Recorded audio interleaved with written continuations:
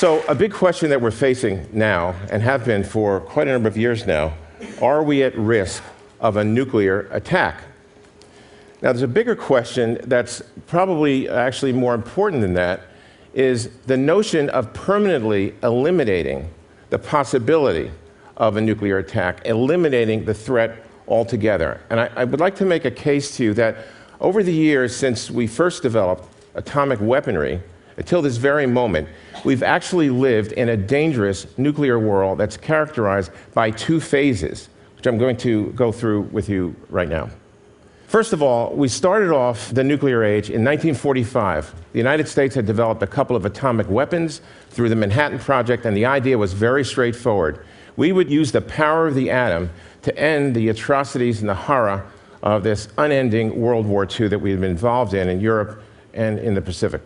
And in 1945, we were the only nuclear power. We had a few nuclear weapons, two of which we dropped on Japan and Hiroshima, a few days later in Nagasaki in August of 1945, killing about 250,000 people between those two.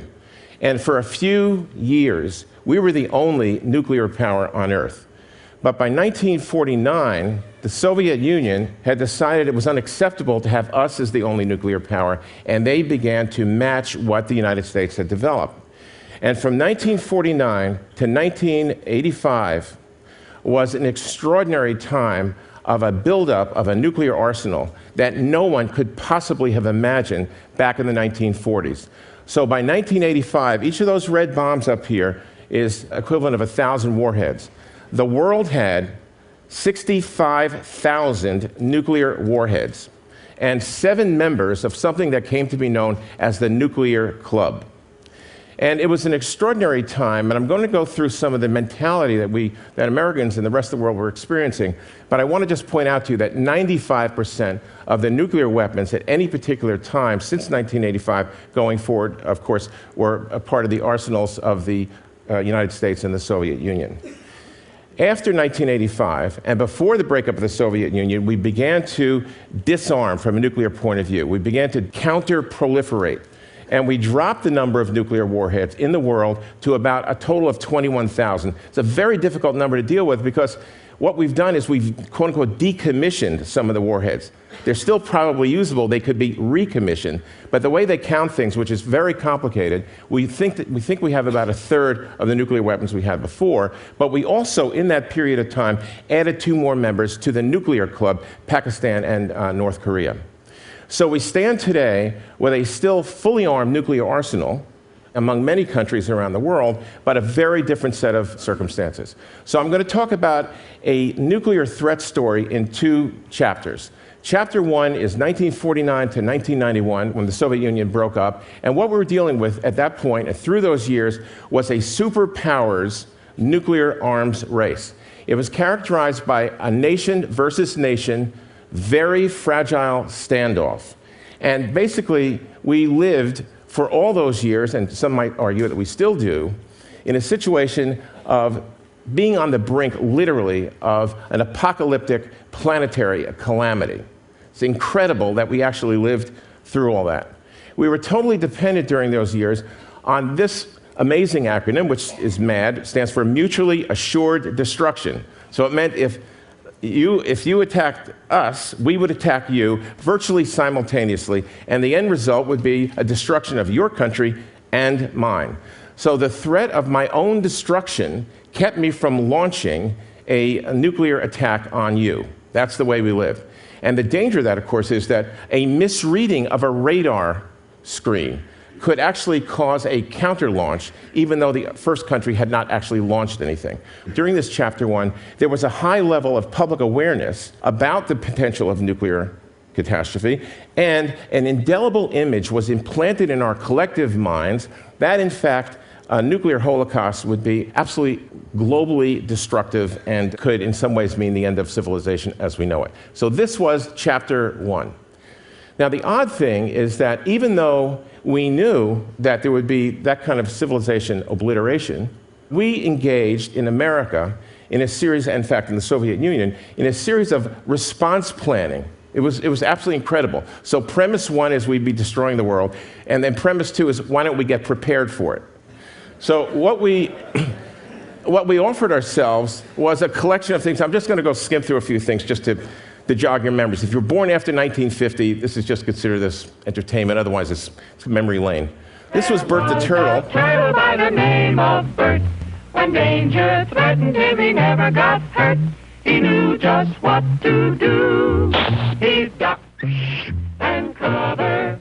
These children are practicing to duck and cover just as you do in your school. This was basically an attempt to teach our school children that if we did get engaged in a nuclear confrontation and atomic war, then we wanted our school children to kind of basically duck and cover. That was the principle. There would be a nuclear conflagration about to hit us, and if you get under your desk, things would be okay. I didn't do all that well in psychiatry and medical school, but I was interested, and I think this was seriously delusional. Secondly, we told people to go down in their basements and build a fallout shelter. Maybe it'd be a study when we weren't having an atomic war, or you could use it as a TV room, or, as many teenagers found out, a very, very safe place for a little privacy with your girlfriend. And actually, so there are multiple uses of the bomb shelters. Or you could buy a prefabricated bomb shelter you could simply bury in the ground. Now, the bomb shelters at that point, let's say you bought a prefab one, it would be a few $100s, maybe up to $500 if you got a fancy one. Yet, what percentage of Americans do you think ever had a bomb shelter in their house? What percentage lived in a house with a bomb shelter? Less than 2%. About 1.4% of the population, as far as anyone knows, did anything, either making a space in their basement or actually building a bomb shelter. Many buildings, public buildings around the country, this is New York City, had these little civil defense signs, and the idea was that you would run into one of these shelters and be safe from the nuclear weaponry. And one of the greatest governmental delusions of all time was something that happened in the early days of the Federal Emergency Management Agency, FEMA, as we now know and are well aware of their behaviors from Katrina. Here was their first big public announcement. They would propose, and there were about 6 volumes written on this, a crisis relocation plan that was dependent upon the United States having 3 to 4 days warning that the Soviets were going to attack us. So the goal was to evacuate the target cities. We would move people out of the target cities into the countryside. And I'm telling you, I actually testified at the Senate about the absolute ludicrous idea that we would actually evacuate and actually have 3 or 4 days warning, which is completely off the wall. Turns out that they had another idea behind it. Even though they were telling the public it's to save us, the idea was that we would force the Soviets to retarget their nuclear weapons, very expensive, and potentially double their arsenal to not only take out the original site, but take out sites where people were going. This was what apparently, as it turns out, was behind all this. It was just really, really frightening. The main point here is we were dealing with a complete disconnect from reality. The civil defense programs were disconnected from the reality of what we'd see in an all-out nuclear war. So organizations like Physicians for Social Responsibility around 1979 started saying this a lot publicly. They would do a bombing run. They'd go to your city and they'd say, here's a map of your city, here's what's going to happen if we get a nuclear hit. So no possibility of medical response to or meaningful preparedness for all-out nuclear war. So we had to prevent nuclear war if we expected to survive. This disconnect was never actually resolved.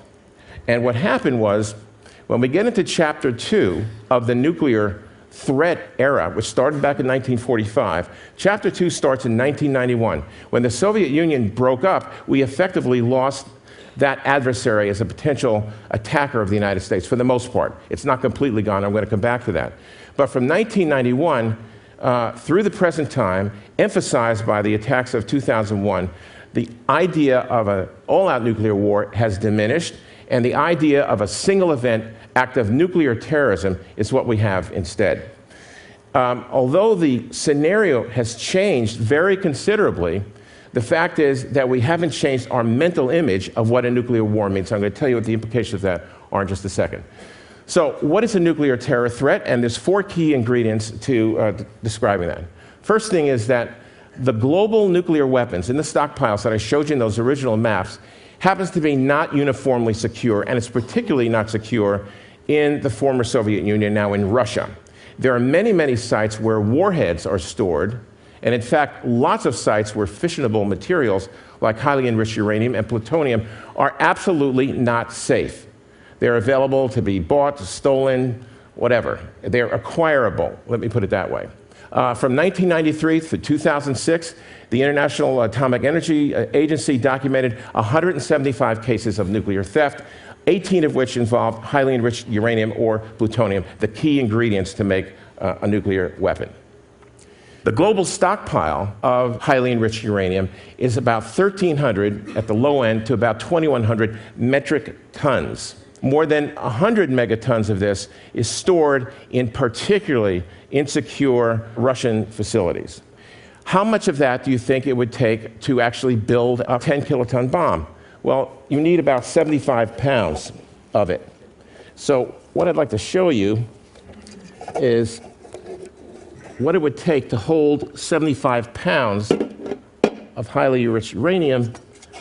This is not a product placement. It's just, in fact, if I was Coca-Cola, I'd be pretty distressed about this. But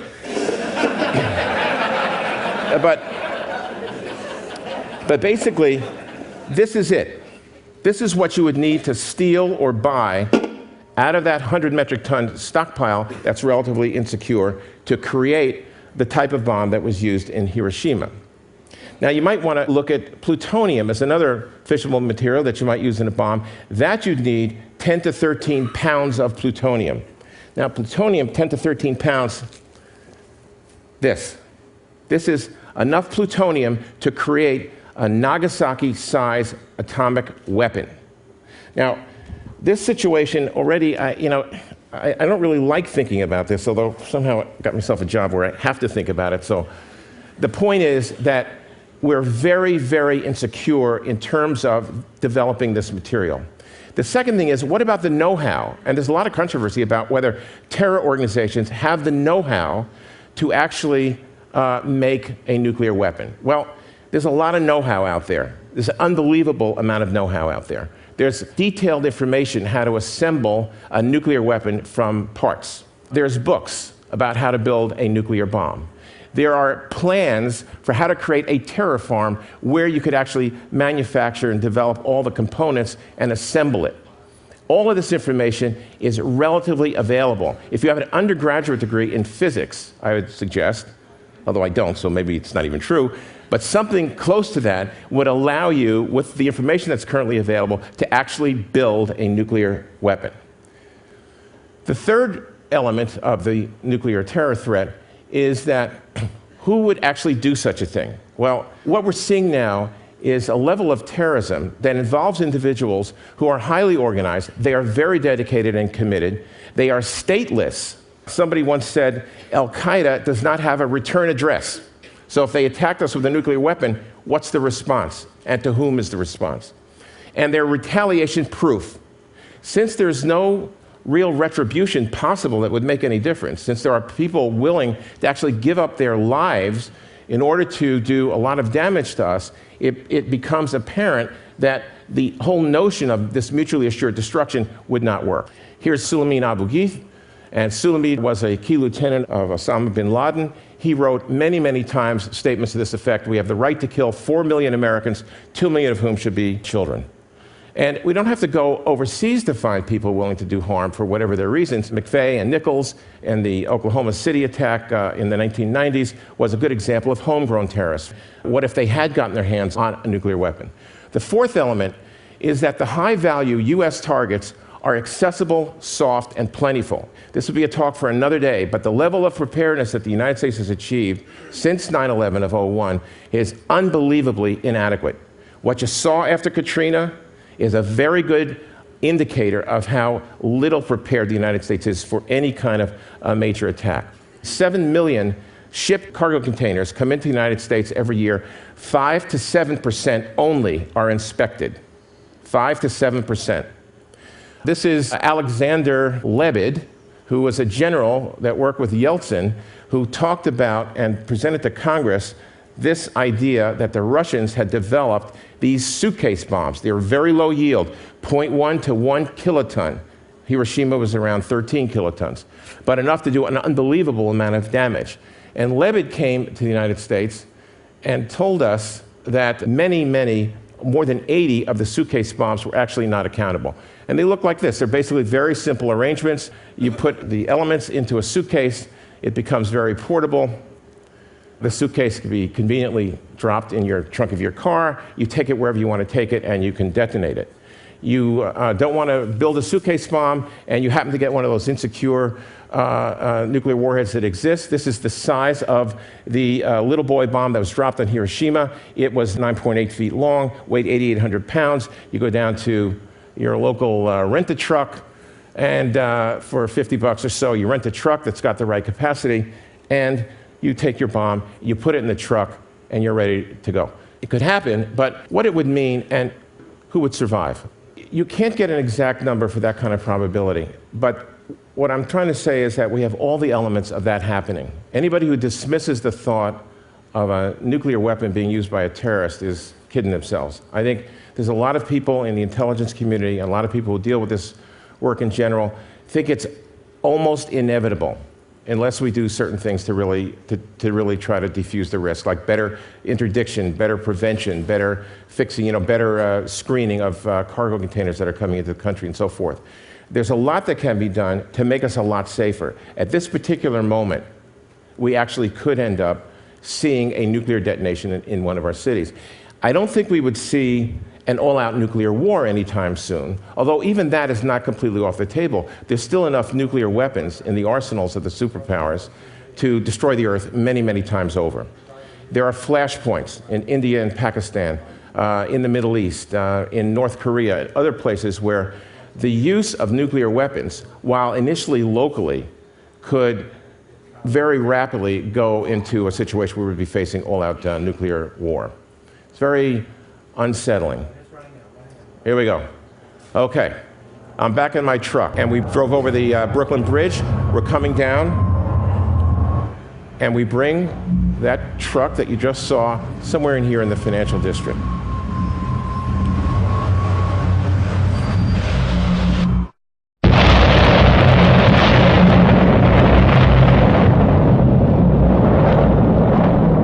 This is a 10-kiloton bomb, slightly smaller than was used in Hiroshima. And I want to just conclude this by just giving you some information, I think news you can use kind of concept here. So first of all, this would be horrific beyond anything we can possibly imagine. This is the ultimate. And if you're in the half-mile radius of where this bomb went off, you have a 90% chance of not making it. If you're right where the bomb went off, you will be vaporized. And that's, I'm just telling you, this is not good. You assume that.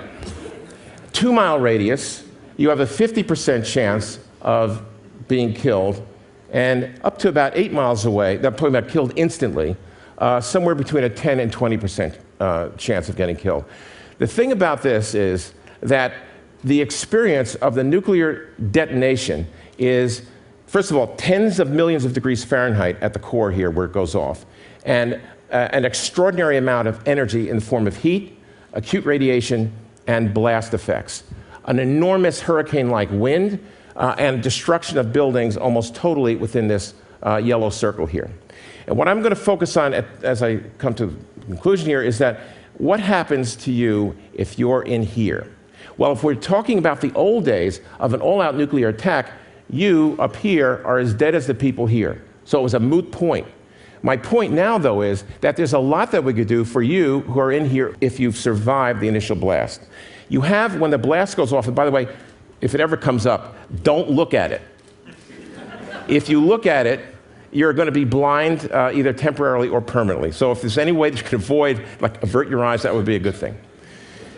If you find yourself alive, but you're in the vicinity of a nuclear weapon, that's gone off, you have 10 to 20 minutes, depending on the size and exactly where it went off, to get out of the way before a lethal amount of radiation comes straight down from the mushroom cloud that goes up. In that 10 to 15 minutes, all you have to do, and I mean this seriously, is go about a mile away from the blast. And what happens is, I'm going to show you now some fallout plumes. Within 20 minutes, it comes straight down. Within 24 hours, lethal radiation is going out with prevailing winds, and it's mostly in this particular direction. It's going northeast. And if you're in this vicinity, you've got to get away. So you're feeling the wind, and there's tremendous wind now that you're going to be feeling, and you want to go perpendicular to the wind or downwind if you are, in fact, able to see where the blast was in front of you. You've got to get out of there. If you don't get out of there, you're going to be exposed to lethal radiation in very short order. If you can't get out of there, we want you to go into a shelter and stay there. Now, in a shelter in an urban area means you have to be either in a basement as deep as possible, or you have to be on a floor, on a high floor, if it's a ground burst explosion, which it would be, higher than the 9th floor. So you have to be 10th floor or higher, or in the basement. But basically, you got to get out of town as quickly as possible. And if you do that, you actually can survive a nuclear blast. Over the next few days to a week, there will be a radiation cloud, again, going with the wind and settling down for another 15 or 20 miles out, in this case, over Long Island. And if you're in the direct fallout zone here, you really have to either be sheltered or you have to get out of there. And that's clear. But if you are sheltered, you can actually survive. The difference between knowing information of what you're going to do personally and not knowing information can save your life. And it can mean the difference between 150 to 200,000 fatalities from something like this and 500,000 to 700,000 fatalities. So response planning in the 21st century is both possible and is essential. But in 2008, there isn't one single American city that has done effective plans to deal with a nuclear detonation disaster. Part of the problem is that the emergency planners themselves, personally, are overwhelmed psychologically by the thought of nuclear catastrophe. They are paralyzed. You say nuclear to them, and they're thinking, oh my God, we're all gone. What's the point? It's futile. And we're trying to tell them it's not futile. We can change the survival rates by doing some commonsensical things. So the goal here is to minimize fatalities. And I just want to leave you with the personal points that I think you might be interested in. The key to surviving a nuclear blast is getting out and not going into harm's way. That's basically all we're going to be talking about here. And the farther you are away in distance, the longer it is in time from the initial blast, and the more separation between you and the outside atmosphere, the better. So separation, hopefully with dirt or concrete, or being in a basement, distance and time is what will save you. So here's what you do. First of all, as I said, don't stare at the light flash. If you can, I don't know how you could possibly resist doing that, but let's assume theoretically you want to do that. You want to keep your mouth open so your eardrums don't burst from the pressures. If you're very close to what happened, you actually do have to duck and cover like Bert told you, Bert the turtle. And you want to get under something so that you're not injured or killed by objects, if that's at all possible. You want to get away from the initial fallout mushroom cloud, I said in just a few minutes, and shelter in place. You want to move downwind or crosswind for 1.2 miles. You know, if you're out there and you see buildings horribly destroyed and down in that direction, less destroyed here, then you know that it was over there, the blast, and you're going this way, as long as you're going crosswise to the wind. Once you're out and evacuating, you want to keep as much of your skin, your mouth and nose covered, as long as that covering doesn't impede you moving and getting out of there. And finally, you want to get decontaminated as soon as possible. And if you're wearing clothing, you're taking off your clothing, you're going to get showered down someplace and remove the radiation that would be, the radioactive material that might be on you. And then you want to stay in shelter for 48 to 72 hours minimum, but you're going to wait, hopefully. You'll have your little wind-up battery-less radio, and you'll be waiting for people to tell you when it's safe to go outside.